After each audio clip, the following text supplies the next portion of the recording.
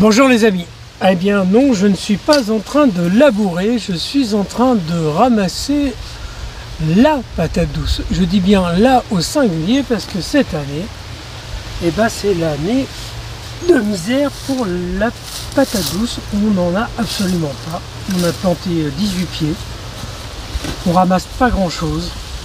Il faut dire quand même qu'une année de pluie comme on vient d'avoir avec des records centenaire en matière de pluie, ça donne pas beaucoup de chance à la patate douce de se reproduire. Vous voyez, une petite qui est passée par là.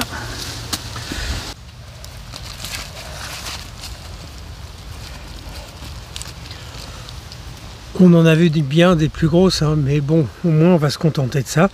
Ben voilà, c'est notre récolte de l'année. Bon, allez, on va se faire 5-6 kilos, ça sera déjà très bien pour nous deux.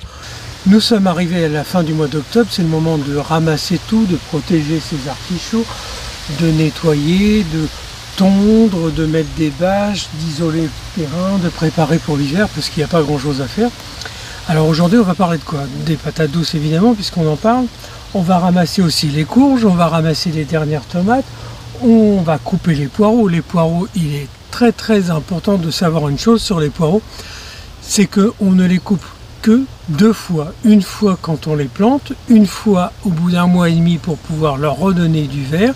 Et si, comme c'est notre année avec beaucoup de pluie, là, les queues des poireaux sont en train de pourrir, elles commencent à jaunir, et bien là j'ai rabattu mes poireaux. C'est exceptionnel puisque normalement on ne fait ça que les années particulières. Et cette année c'est vraiment une grosse année, très compliquée pour tous les jardiniers. Et je crois que je ne suis pas le seul à m'en plaindre. Voilà la récolte de l'année. Bon, bah c'est pas une grande récolte. Bon, je vais laisser ma part à Sandrine. Vous voyez, je suis vachement galant. Non, en réalité, c'est que j'en mange pas des patates douces. Je trouve pas ça super sympa. Enfin, je peux en manger un peu, mais j'ai ma préférence sur d'autres légumes.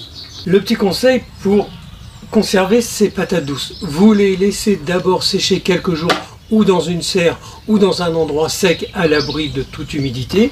Une fois qu'elles seront bien sèches, vous pourrez les nettoyer et elles vont se conserver plusieurs mois en l'état. Si vous n'avez pas encore pris le temps de ramasser vos courges, il faut vraiment s'y pencher rapidement parce qu'on va arriver sur le début novembre, le temps risque de changer d'après la météo. Alors qu'est-ce qu'on a ramassé nous cette année? On a fait de la courge galeuse, de la citrouille, du potimarron, du butternut, du potiron. Et ici à mes pieds vous avez la Langer von Apple, donc c'est exactement la même chose que la longue de Nice, une grande courge, sauf qu'elle est encore plus grosse. Bon, c'est un tout petit modèle parce que cette année on a eu beaucoup de légumes qui n'ont pas atteint leur maturité complète au niveau de la taille. Imaginez ce que ça peut donner comme modèle parce qu'il y en a certaines qui arrivent à 1 mètre de long comme ça, donc ça commence à faire vraiment de quoi manger dessus. Quand on veut savoir quel est le bon moment pour couper, récolter ces courges, eh ben, on regarde la queue. Il faut qu'elle soit sèche. Si elle commence à sécher, vous pouvez couper et là, vous pourrez la stocker. Petit conseil pour le stockage, faites très attention à ne pas blesser vos courges quand vous les récoltez. Lavez-les, essuyez-les et mettez-les à l'abri au sec à l'écart de la lumière. Je vous parlais il y a quelques minutes des artichauts. Les artichauts, qu'est-ce qu'on fait? On retire les feuilles qui sont jaunes, on vient désherber tout autour du pied. C'est pas un très gros travail, mais il faut le faire tous les ans. Pourquoi? Parce que l'artichaut, ça craint le gel. Il faut que ce soit un gros gel, mais ça craint quand même le gel. Alors, vous voyez, je fais ça, je désherbe bien tout autour du pied déjà. On n'aura pas à faire ce travail-là au printemps. Et donc ici, qu'est-ce que je fais comme geste tout bête? Je viens chercher de la terre, je remonte sur le pied de l'artichaut la terre, je viens déposer ma paille autour, et puis bah, les artichauts, comme on dit, ils ont les pieds au chaud, et on va les retrouver au printemps en pleine forme.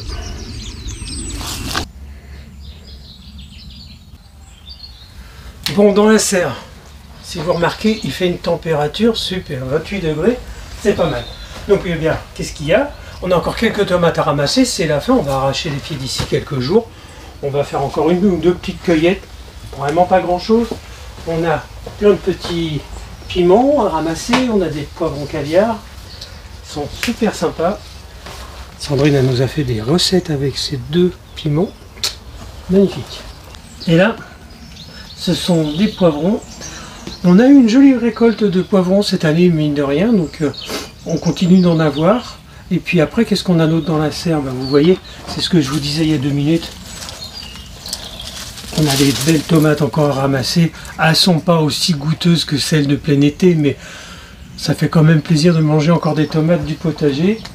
Et puis sinon, on a évidemment de l'autre côté, on a encore des aubergines. C'est la fin aussi, mais c'est quand même plutôt bien. Là, ça y est, on est sur la fin, on va quasiment tout arracher. Mais maintenant qu'on arrive à ça, vous savez, et j'en suis très content, on a fait notre plantation de choux, j'ai des choux chinois qui arrivent, de la salade. Tout se passe très bien avec la méthode que je vous ai montrée. On a réussi à empêcher les limaces et les escargots de venir tout dévorer. C'est quand même réconfortant de pouvoir atteindre ces objectifs. Les amis, on a terminé à peu près toutes les récoltes de l'année 2024, mais ceci étant dit, il y a aussi du travail. On peut aussi semer et planter des légumes pour l'hiver et pour le printemps prochain. Je vous raconterai tout ça la semaine prochaine. À bientôt, je vous embrasse très fort.